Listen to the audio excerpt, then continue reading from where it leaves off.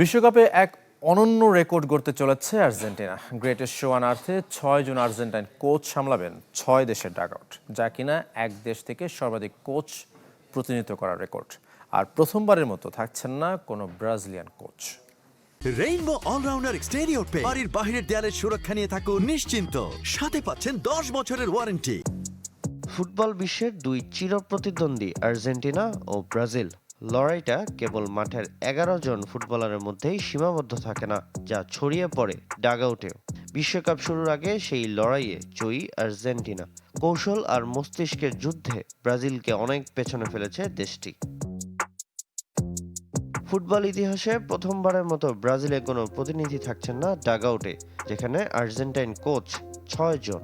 2018 বিশ্বকাপে 5 কোচের রেকর্ড ভাঙতে চলেছে এবার, যা কিনা এক দেশ থেকে সর্বাধিক কোচ প্রতিনিধিত্ব করার রেকর্ড। শিরোপা ধরে রাখার মিশনে আলবিসেলেস্তেদের ডাগআউট সামলাবেন লিওনেল স্কালোনি। অভিজ্ঞ মার্সেলো বিয়েলসা উরুগুয়েকে নিয়ে নামবেন নিজের তৃতীয় বিশ্বকাপে। 2014 ও 2018 বিশ্বকাপে সহকারী থাকলেও এবার প্রধান কোচ হিসেবে অভিষেক হচ্ছে কলম্বিয়ার কোচ নেস্তর লরেনজোর। আর গুস্তাভো আলফারোর অধীনে দীর্ঘ 16 বছর পর বিশ্বকাপে ফিরছে প্যারাগুয়ে।